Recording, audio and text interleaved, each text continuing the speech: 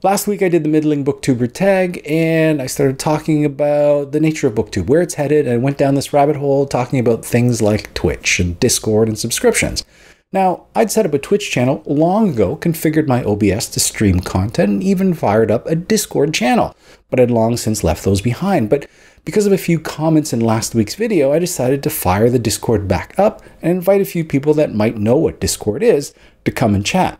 And that's where Immaterial Digression came in. Him and I started talking, and then I found out that Immaterial Digression, or William, has been quietly amassing a Booktuber Catalogue. Something YouTube API, Angular, JavaScript, Programmy, Whammy, HTTP, something or other. But the long and short of it is, he has a comprehensive database of nearly 700 booktubers ordered by subscriber counts, with the top of the heap Poland Banana Books with 388,000 subscribers, all the way down to some of our newest members like Book Afterthoughts with 17 subscribers. The data alone is very interesting, so let's just dive right in. Now, the top 5 booktubers, English language booktubers based by subscriber counts, are all YA with the requisite hauls and unboxings. Interestingly enough, there's only 2 booktubers that have over 300,000 subscribers, and they are both published or soon to be published authors. Christine from Poland Banana Books has a book due out in 2019, which unusually has a perfect 5-star rating on Goodreads despite not being published yet. And Sasha Alberg has co-written book 1 of the Andromeda Saga called Zenith with Lindsay Cummings, and it has topped the New York Times bestseller list. Now, this is in a world where book sales of about 1,000 constitutes a success. From a few years back, you take Nigerian author Chigozie Obioma's The Fisherman, which generated quite a bit of online buzz, deemed a success with sales in and around 3,000. So think of what you could do with a subscriber base of over 300,000. Suddenly it seems like a bit of a safe bet, especially in the world of YA. And if we dive a little bit deeper, the top 15 booktubers by subscriber count, their numbers actually equal that of the remaining 650 booktubers on this list. So I know that there's a lot of hand-wringing and teeth-gnashing that Booktube is more than just YA, but frankly, the numbers don't lie, and it's part of the long tail of non-YA Booktube. William's been tracking numbers for quite a few months now, which means he also has insight into subscriber growth. And once again, why is there swinging a heavy bet? Top 5 YA booktuber Jesse the Reader saw the biggest single jump in subscriber count for the month of April with 9,800 new subscribers. Let that sink in a little bit. In 1 month, he saw more subscribers, double, in fact, the number that I've managed to amass in the few years that I've been on YouTube, which I have to admit stings a little bit, but that is still just a 4% increase for him. We have someone like Jordan Harvey, another YA booktuber that's just been killing it, saw a 30% increase in subscribers for the month of April and 2,000 new subscribers since the beginning of the year. As you get further down that list with some smaller subscriber counts, you can get massive spikes in percentages with a few subscribers. Books with Chloe saw a 260% jump when she went from 224 subscribers to 800. I'd be curious if there are any math wonks out there that could create some sort of booktube algorithm to score booktubers, taking into consideration subscriber counts as well as subscriber growth, mitigating for the fact that smaller booktubers could see huger percentage spikes.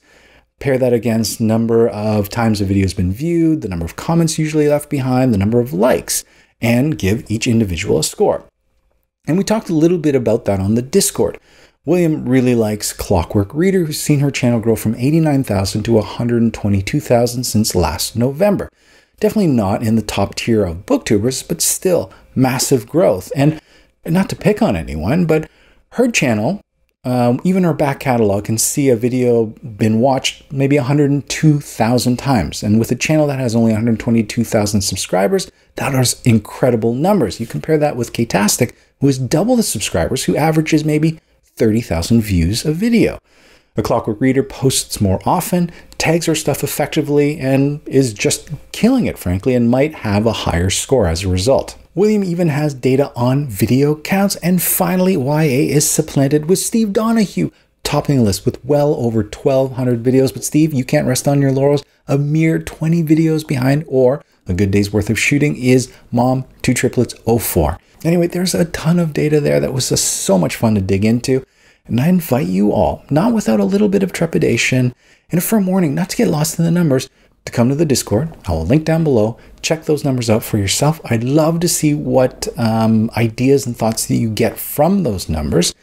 But again, try not to get lost in that. It is somewhat disheartening to see your channel reduced to a number and maybe see other booktubers rise and fall in relation to you. But remember, you are not just your subscriber count. You've created a community. There's the engagement that you have, the friends that you've made, all of that, which isn't shown on that list. It is just subscriber counts, and that is not the be all and end all of Booktube. Clearly, you know that, but just keep that in mind. Also, though, we want to make sure that you're actually on the list. I have to admit, I was more than a little hurt going through that data only to find that ThePoptimist was nowhere to be found. A huge oversight. William doesn't know how the hell that happened. He has since rectified it, and damn straight he should.